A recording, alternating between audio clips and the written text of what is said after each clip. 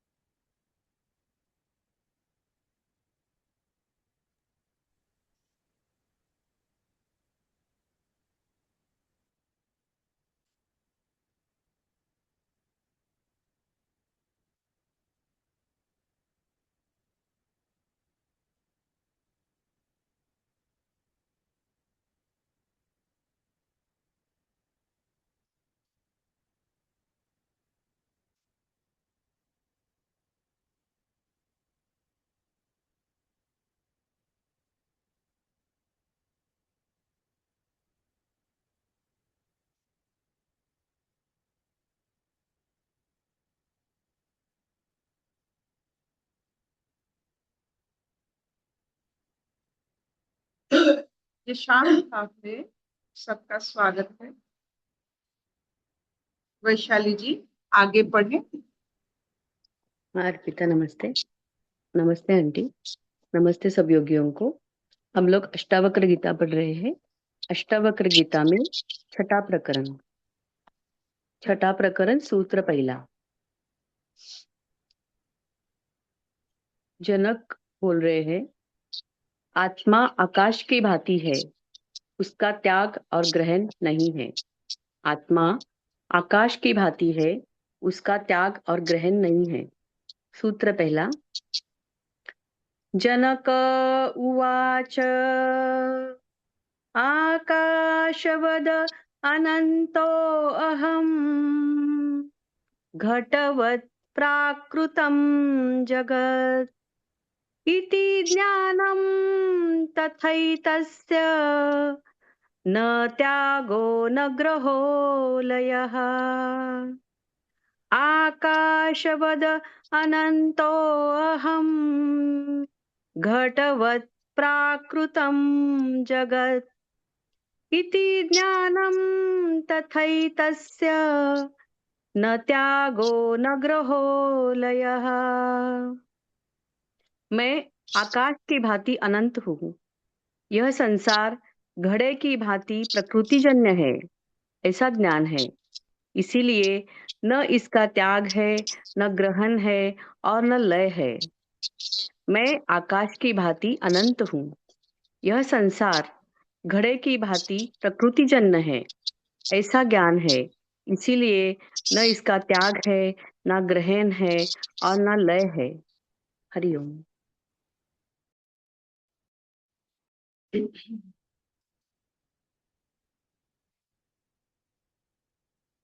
गुरु की वाणी को जो सत्य मानते हैं और उस सत्य पथ पर वो अपने आप को अभिष्ट करते हैं, उनको बहुत सारे ऐसे अनुभूति होता है जो पहले नहीं। कौन बचपन से आकाश नहीं देखा? सुअर को छोड़कर और सबको आकाश दिखाई देता। सुअर आकाश नहीं देख सकता, कभी नहीं देखा। इस प्राणी को छोड़कर सबने आकाश को देखा। लेकिन ये संसार घट समान है, इसको बहुत कम लोग जानते हैं।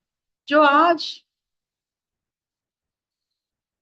स्वयं राजा जनक अपने अवस्था के बारे में गुरु प्रतिनिष्ठा, गुरुवाणी पर उनका जो सत्य, सत्य पर उनका जो प्रतिष्ठा, उसके कारण आज उनको कुछ अनुभव हो रहा है कि वो आकाश समान। जैसे कल तो हम आत्मभाव की बहुत सुंदर सुंदर शब्द व्यवहार किए थे, आज वो खुद अपने आप को विराटता के मान्यता देते हैं कि मेरा कोई अंत ही नहीं है। ये शरीर को जब मैं देखती हूँ उसका अंत दिखाई देता है, मन में अगर मैं विचरण करती हूँ तो मन का अंत हो ही जाता है।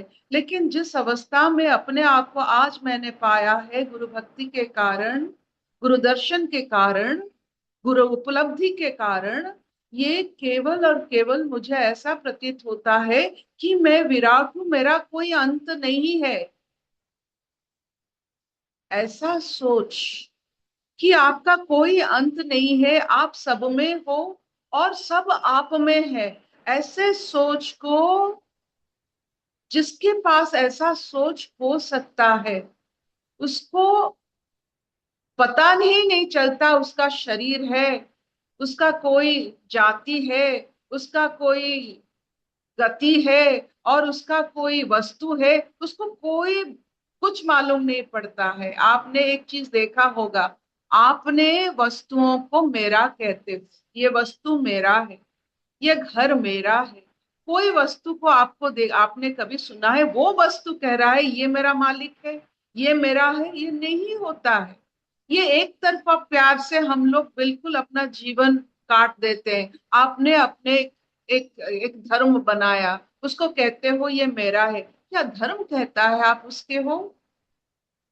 कोई आपको संबोधित नहीं कर रहा है, आप अपने आप को जाल में फंसा रहे हो और उस जाल में रहकर इस सार को, संसार को, जिसका कोई अर्थ नहीं, उस संसार में जहां कोई अर्थ, कोई सार नहीं, इसका कोई सार नहीं, कोई, इस संसार में जितना भी आप अपना जीवन व्यतीत कर दो, इसका कोई, जिसे कहते हैं जो क्या निकलता है रस, कुछ नहीं मिलेगा यहाँ से, कोई सार नहीं। ये समसार है, इसका कोई सार नहीं बन सकता है। इसका अगर आप जूस बनाओगे तो कोई जूस नहीं बनेगा इस संसार का। तो वो कहते हैं मैं आकाश जैसा दिखता हूं, मुझे व्यतीत होता है, प्रतीत होता है मैं आकाश जैसा विराट हूं, आकाश जैसा। और ये जो संसार दिख रहा है वो एक घट जैसा मुझे दिख रहा है, जो मुझे किसी को ना त्याग करना है ना किसी को ग्रहण करना है। मैं ऐसा हूं, वो ऐसा है, इसका मतलब नहीं कि किसी को आप ग्रहण करो या किसी को त्याग करो। इसकी कोई कोई कोई कोई इसका कोई महत्व ही नहीं है। आपको एक उदाहरण देती हूँ। समंदर में आपने देखा है बुदबुदे उठते हैं, लहर उठते हैं, और वो जो फेन उठते हैं, जो लाइक सर्फ, जो फेन उठते हैं, लहर सीमित रहता है समंदर में, बुदबुदे भी लहर सीमित रहता है, लेकिन फेन किनारा को किनारा तक आकर उसको नष्ट करता है। तो ये जो निचली प्रजाति होते हैं ये नष्ट करते हैं। आप सोचते हो कि आत्मभाव एक भाव है जो आत्मा से निकलती है, तो माया कहाँ से निकलती है? माया क्या अलग दुनिया से आती है? माया भी वही आत्म भाव का एक हिस्सा होता है, लेकिन उसका हिस्सा वो फेन जैसा होता है जो प्रदूषण कर सकती है। आपने देखा होगा कि जो जहां से निकलता है वो बहुत ठगिनी है, माया बहुत ठगिनी है। ये शब्द उन्हीं के ऊपर, इसीलिए महामाया को हम नमस्कार करते हैं, क्योंकि वो आवृत कर देता है। और जितना आप आत्म भाव में रहोगे उतना माया आप पर उतना असर करने लगेगा। जो जल्दी ये असर को प्राप्त हो जाता है फिर माया में आ जाता है, फिर यही चलता रहता है। तो ये दोनों एक ही साथ उत्पत्ति होते हैं, आत्मभाव और माया। जितना आत्म भाव में आप रहोगे, माया भी उतना आप पर वार करने लगेगी, आपको दिखाने के लिए, आपको रिझाने के लिए। आपने देखा है मेनका जी ने कैसे विश्वामित्र की आत्म भाव को रिझाने के लिए पृथ्वी तक आ जाती है माया। तो माया एक ही साथ, आत्मभाव और माया एक ही साथ उत्पत्ति होती है। आपको इसीलिए महामाया को स्वीकार करना है। वो विराट शक्तिशाली, विराट शक्तिशाली है। जब भी आप आत्मभाव में आएंगे, पहले महामाया की आशीर्वाद लेकर आएंगे, क्योंकि महामाया कुछ भी कर सकती, कुछ भी कर सकती है। आत्म भाव को पूरे अपने आंचल में लपेट सकती है। इसीलिए हम महामाया की आशीर्वाद लेकर आत्म भाव में स्थायी रहने की कोशिश करते हैं, प्राप्त करना और वहां में उसमें रहना। जुए अपने जो जो जो होते हैं, बछड़े होते हैं जो हल चलाते हैं, जुए अपने कंधे पर रखना और ये हल चलाना, ये बहुत अलग बात है। आप एक बार जुए अपने कंधे पर रख सकते हो, लेकिन हल चलाकर उससे अंत तक उसे उर्वर करना, ये अलग बात होती है। तो आत्मभाव में जो रहना चाहते हैं, वो महामाया को स्वीकार भी करते हैं, क्योंकि आत्मा से आत्मभाव में निकलता है, माया माया भी वहीं से निकलती है। और ये सबसे बड़ी बात है, जो जहां से निकलता है वो उसी का ही शत्रु होता है। ये देख लो, बच्चे अपने माँ बाप से निकलते हैं, लेकिन कैसे वार करते हैं अपने माँ बाप। सखा संबंधियों अपने जाति से, अपने कुल से निकलते, वार करते हैं अपने जातियों को, दूसरों को नहीं करेंगे, तो अपने ही वार करेंगे अपने पर। यही माया का लक्षण होता है, वह वहीं से निकलता है। लेकिन आत्मभाव को पूरे प्रदूषण करने की उसमें ताकत रहती है। तो किसी की भी जो ताकत है, उसे स्वीकार करना एक बहुत बड़ा ज्ञान और ध्यान होता है। आज जो कह रहे हैं जनक जी कि मुझे यही प्रतीत हो रहा है, मैं आकाश जैसा हूँ, ये पूरा संसार घट जैसा लगता है। घट आकाश के सामने क्या लगता है, लेकिन आपको उस सीमा तक आपको जाना है। इसीलिए वो कहते हैं, इतना वो विराट हो चुके हैं कि उनको ग्रहण करने योग्य और त्याग करने योग्य कुछ नहीं होता। विराटता में ऐसे स्थिति होते हैं, ना आप ग्रहण करते हो, ना आप त्याग करने की कोशिश करते हो, सब है, एक साथ है, सब मिलके चलेंगे और सबको आप जानते हो। गुरु क्या करता है, पथ प्रदर्शक भी होता है और पथ की ज्ञान भी देता है। ऐसा ऐसा होगा, अगर एक व्यक्ति जंगल में फंस जाता है, कोई भी गुरु से कोई भी उस जंगल को जो जानता है उससे बात करता है, तो उसे राह दिखाने के लिए वो कहता है, यहाँ सिंह की गुफा है, उसके पीछे से जाओ, वहां झाड़ी है, वहां वहां वहां एक ब्रिज है। ये सब बातें भी गुरु कहता है। तो गुरु सिर्फ राह नहीं दिखाता है, राह में चलने के लिए जितना भी ज्ञान चाहिए, जो पतन उथन जो भी होता है इस राह में, उसकी भी उसके ज्ञान है, और उसके साथ भी ये सब गुरु कहकर उसे ये स्थिति पर ले आता है, आज जहां राजा जनक राया यूं बोले लय के ब्रज लयम ब्रज लयम ब्रज लयम ब्रज, और वो चले ही गए अपने आप को आत्म भाव में प्रकाशित करने के लिए। और आज उनको लग रहा है, हमें कैसा लग रहा है सुन के, और उनको कैसा लगा, वो यूं ही चले गए और उनको लगा कि वो विराट आकाश जैसा है। और इस स्थिति में पहुंच गए कि कोई ग्रहण करने की योग्य नहीं, कि ये त्याग करने की योग्यता किसी में नहीं है। बस जो स्थिति में हो वही स्थिति में देखो, ना लेना है ना देना है, बस रहना है। आज की ये सुंदर श्लोक की सबको अभिनंदन है। ऐसे अगर हम सब हो जाए, माया की आशीर्वाद लेकर अपने ये लय पर रह जाए, तो अपना जीवन सार्थक हो जाए।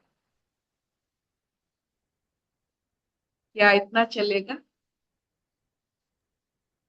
हाँ मामा, बहुत सुंदर, बहुत बढ़िया। अच्छा बताया। Will this do? हाँ नाना।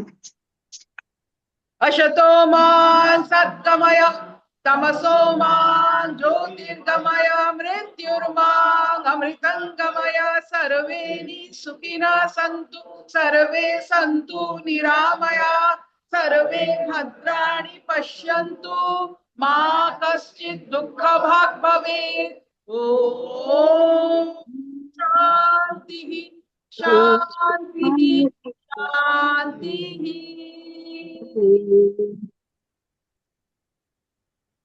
ना ग्रहण कीजिए ना त्याग कीजिए।